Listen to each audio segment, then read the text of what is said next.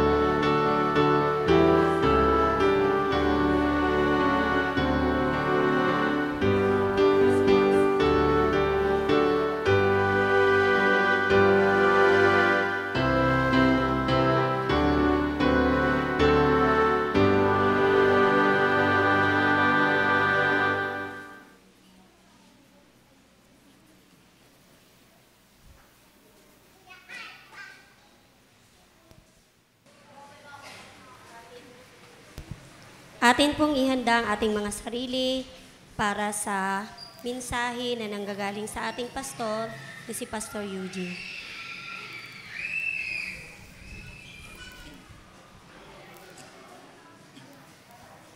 Yan. Muli po isang mapagpalang umaga sa ating lahat mga kapatid. Ngayon po ay tayo ay nasa labing limang linggo pagkatapos ng Pentecostes, tayo po ay manalangin.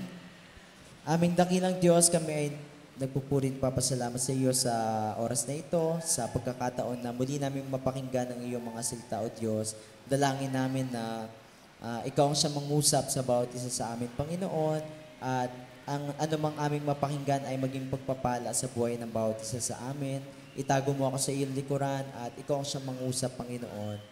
At kasihanawa ako ng banal na Espiritu, Panginoon, sa paghahayag ng mensahe na ito, Diyos. Sa pangalan ni Jesus, ito po ang aming dalangin. Amen. May mga talata sa Biblia na nakakaaliw. Di po ba? Yung mga talata na masarap sa pandinig, nakaka-comfort, nakakapagbigay ng lakas at ng inspirasyon. Meron ding mga nakakapagpalakas. Ngunit, may mga talata rin na tila mahirap unawain. Gaya ng ating talata sa umagang ito. Sa Lucas chapter 16 verse 1 to 13, nagkwento si Jesus tungkol sa isang tuso at hindi tapat na katiwala. Siya ay nahuling, nagsasayang, or nilulustay yung ari-arian ng kanyang amo. Ngunit sa bandang huli, siya ay pinuri dahil sa kanyang panlilinlang. Siya ay pinuri hindi dahil sa kanyang panlilinlang, kundi sa kanyang katalinuhan.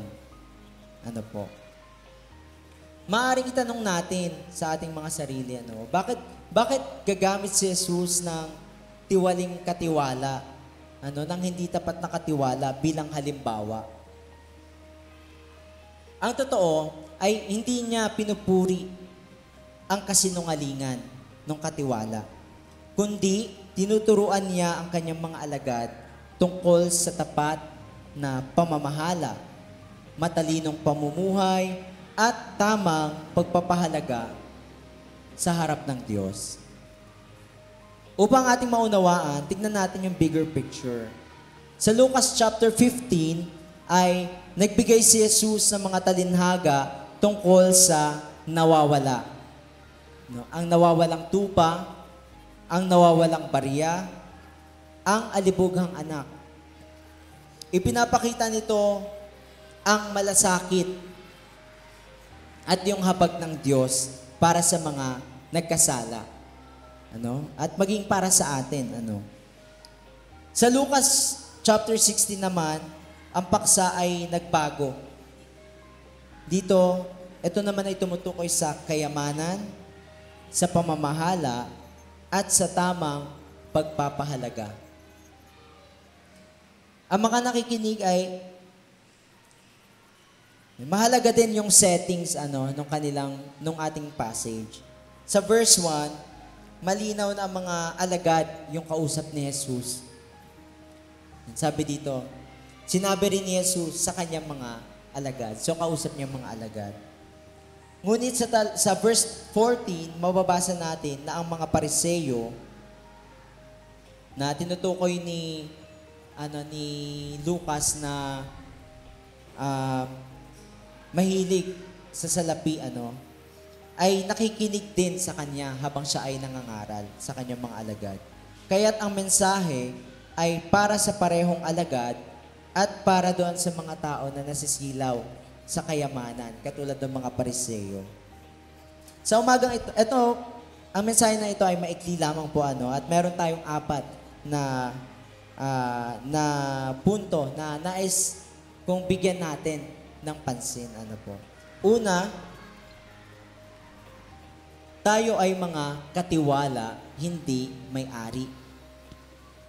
Sa verse 1 to 2. Ang katiwala ay nahuling nilulustay yung ari-arian ng kanyang amo. Kaya tinanong siya, may nagsumbong sa kanya.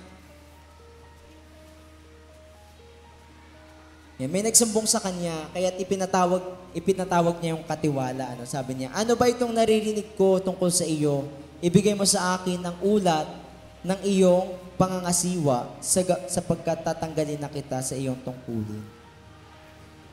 Yung verse na ito ay paalala sa atin na ang lahat ng nasa atin ay sa Diyos. Diba? Ang lahat ng nasa atin ay nagmula sa Diyos. Siya yung nagkakaloob sa atin. Yung ating mga kakayahan, yung ating mga talento, yung ating mga resources. Ang Diyos ang nagkakaloob. Kaya lahat ng ito ay sa Kanya. At maaari niya itong alisin sa bawat isa sa atin. Lalo na kung hindi natin siya nagagamit na ayon sa kalooban ng Diyos. Sabi sa Awit chapter 24 verse 1, ang buong daigdig at ang lahat ng naroon ay pag-aari ng Panginoon. So itong unang puntos na ito ay nagpapaalala sa atin na tayo ay mga katiwala lamang ng Diyos. Tayo ay pinagkalooban niya ng mga kakayahan, ng mga talento, hindi upang maitaas ang ating mga sarili, kundi upang ito ay gamitin natin para sa pagpapalago at paglilingkod sa kaharian ng Diyos. Yan. Isang araw, gaya ng katiwala, tayo rin ay haharap sa Diyos. Katulad nung kung paano siya, ang sabi ng amo, ibigay mo sa akin ang ulat ng iyong pangangasiwa. Tayo, kapag kakaharap na tayo ng Diyos, tayo rin ay ipagsusulit natin yung lahat ng ginawa natin. Diba? Kung paano natin ginamit yung kanyang mga kaloob na ibinigay sa atin. So tayo, mga kapatid, paano natin ginamit yung mga kaloob na ibinigay sa atin ng Panginoon? Pangalawa, ang mga bagay na panlupa para sa mga bagay na pangwalang hanggan. Nang malaman ng katiwala na matatanggal siya, sabi niya sa sarili niya, anong gagawin ko? Anong gagawin ko? Aalisin na ako ng aking amo sa pangangasiwa. Hindi siya pwedeng maghukay. Ayaw niya magbungkal. Pag sinabing magbungkal, yung magsaka, At nahihiya siya na mamalimos. Marahil, ayaw niyang magbungkal dahil hindi yun yung nakasanayan niyang trabaho. Marahil ay nawili siya doon sa kanyang buhay na nangangasiwa lang siya, namamahala lang siya nung mga ari-arian ng kanyang amo, and then kumikita siya na hindi naghihirap. Hindi katulad kapag nagsaka siya, di ba? Buong lakas niya ay bibigay niya doon sa pagsasaka, sa pagtatrabaho. At nahihiya siyang mamalimos. Kaya't gumawa siya ng paraan, binawasan niya ang mga utang ng tao, na nagkakautang doon sa amo niya. Yung una, tinanong niya yung una, sabi, 100 tapayang langis yung kanyang utang doon sa amo. Kaya sinabi ng katiwala, heto ang kasulatan ng iyong pagkakautang. Dali, maupo ka at palitan mo, gawin mo 50. Mula doon sa 100, naging kalahati yung kanyang pagkakautang, yung kailangan niyang bayaran. Doon sa sumunod,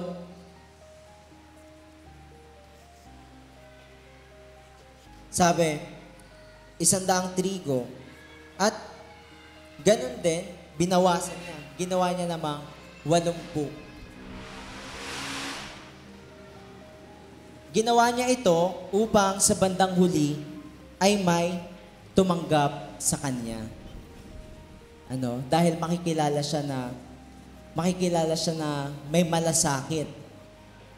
Na binawasan niya yung utang nila doon sa kanyang amo. Nang sa gayon, mapaalis man siya ng amo niya doon sa kanyang tungkulin bilang tagapangasiwa, ay mayroong tatanggap sa kanya. Yan. Bagamat hindi tapat, pinuri siya ng Panginoon, ng amo, dahil sa kanyang katalinuhan. sapagkat marunong siyang magplano para sa kanyang kinabukasan. Muli, hindi natin dito tinitignan yung pagiging tuso nung katiwala. Yung tinitignan natin dito ay yung pagiging matalino niya, dahil nagplano siya para sa kanyang kinabukasan. Yan, sabi ni Jesus, sapagkat ang mga makasanlibutan ay mas tuso kaysa sa mga makadiyos sa paggamit ng mga bagay ng mundong ito. Sa wikang Ingles, for the children of this age are more shrewd in dealing with their own generation than are the children of light. So sa atin, maraming tao ang nagsusumikap para sa pansamantalang tagumpay, karera, negosyo, at pagreretiro. Ngunit bilang mga alagad, nagsusumikap ba tayo para sa mga bagay na walang hanggan? O doon lamang tayo nakafocus, doon sa mga bagay na panandalian, sa mga bagay na material, Sabi ni Jesus, gamitin ninyo ang kayamanang panlupa upang magkaroon kayo ng kaibigan at sa oras na ito'y maubos, tatanggapin nila kayo sa mga tahanang walang hanggan. Ginagawa lang ni Jesus na halimbawa yung ginawa nung katiwala.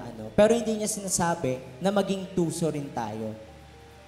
Ang sinasabi sa atin ng Panginoon ay maging matalino tayo. Diba? Kung yung katiwala na yon ay tuso, ay mas maging matalino tayo. Katulad ng ginawa niya, bago siya paalisin, binawasan niya yung pagkakautang nung mga nagkakautang sa amo niya. Nang sa gayon, ay makapag-build siya ng relasyon doon sa mga tao. Gumawa siya ng mabuti towards sa kanyang kapwa. Nang sa gayon, kapag dating na naalis siya, ay merong tatanggap sa kanya. Sa atin naman, bilang mga mananampalataya, gamitin natin yung mga resources, yung mga kaloob na ibinagkaloob sa atin ng Panginoon upang gumawa ng mabuti sa ating kapwa. Upang maglingkod sa ating kapwa. Nang sa gayon, kapag tayo naman ang umarap sa ating Panginoon, sa kanyang tahanan, ay malugod niya tayo tatanggapin.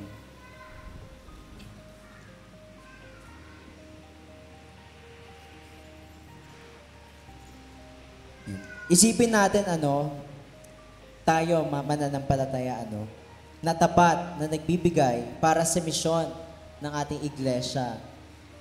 Tapos, tayo ay humarap na sa langit.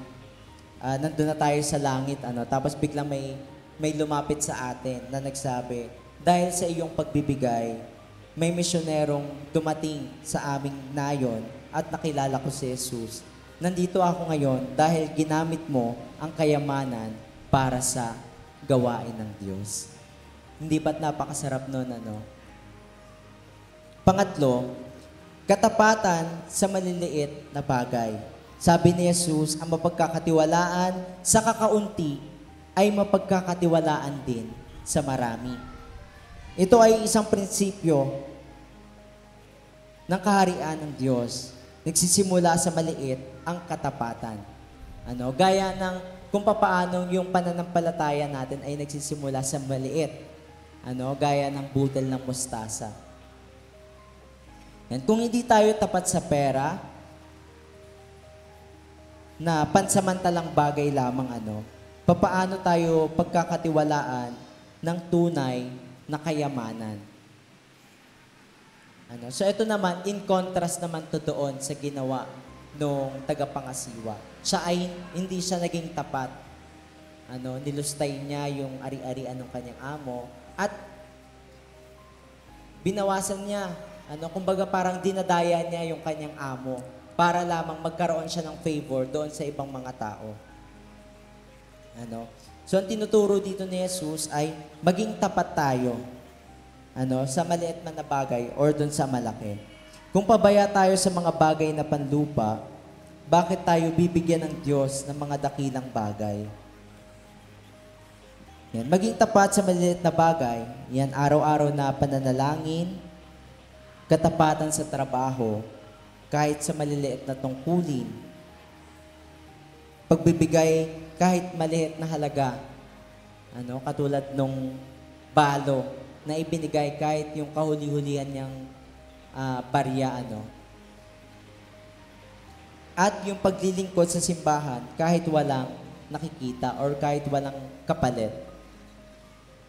Bago nakaharap ni David si Goliath, ay naging tapat muna siya na tagapag-alaga ng mga tupa. Diba? Siya ay pastol bago siya naging hari. Ang katapatan sa maliit na tungkulin ang naghanda sa kanya para sa isang malaking laban. Kapag tayo ay naging tapat sa mga maliliit na bagay, ay pagkakalooban tayo ng Panginoon, pagkakatiwalaan tayo ng Diyos para doon sa mga bagay na pangwalang hanggan. Parang sa atin din, yun nga, sa paggamit natin ng ating mga talento, ng ating mga kaloob,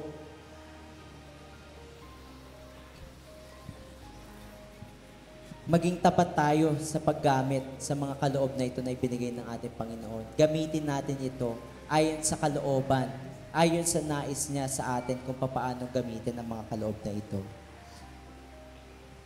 Nang sa gayon, pagdating natin sa kaharian ng Diyos, ay pagkakalooban din niya tayo ng buhay na walang hanggan.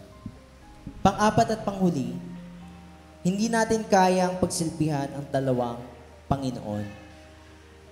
Sabi ni Jesus, walang aliping makapaglilingkod sa dalawang Panginoon. Pwede ba yon? Dalawa yung master natin. Diba? Hindi pwede, Dahil maaaring magkasalungat yung naisin ng dalawang Panginoon.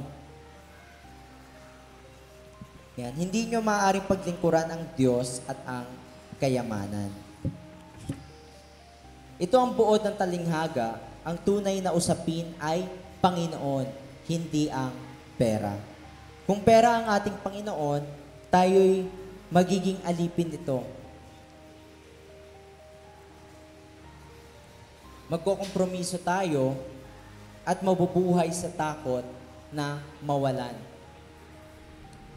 Katulad nung yung kamay na kapag ka tumatanggap, nakaganto yung ating kamay.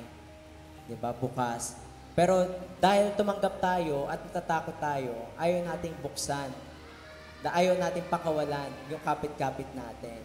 Pero ang hindi natin alam ay nakaabang na pala yung ibibigay sa atin ng Diyos na hindi natin matanggap dahil ayaw nating buksan yung ating kamay.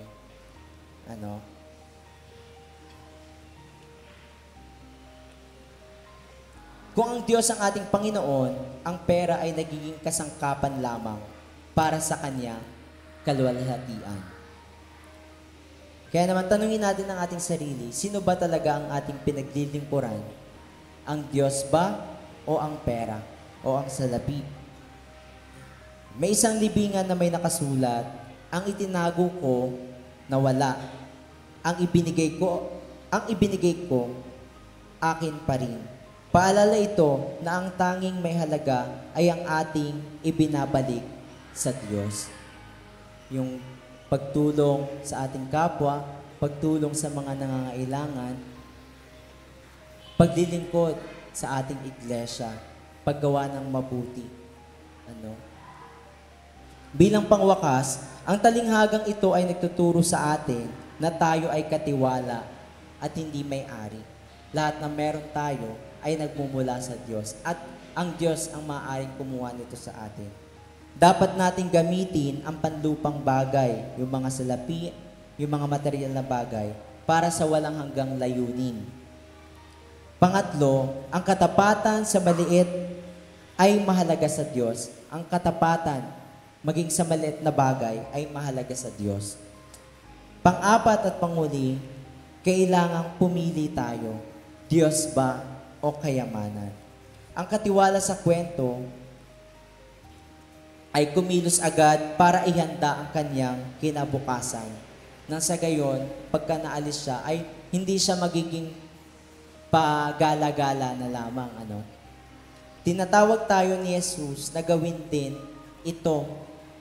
Hindi yung pagsisinungaling, hindi yung pagiging tuso, kundi yung paghahanda at yung pagiging matalino. Hindi para sa pansamantalang kapanatagan, kundi para sa walang hanggang kayamanan. Bilang mga mananampalataya, dapat doon nakatingin ng ating mga mata. Hindi sa mga kayamanang madaling masira, madaling mawala, kundi sa kayamanan na pangwalang hanggan.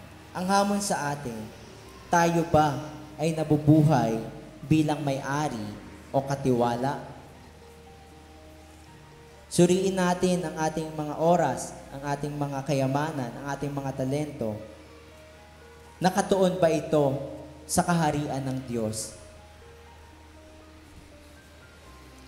Gumawa tayo ng isang konkretong hakbang upang gamitin ang ating mga resources, ang ating mga kaloob, ang ating mga oras sa paglilingkod sa Diyos at sa ating kapwa. At ito ang nais na ipahayag sa atin ng ating Panginoong Jesus.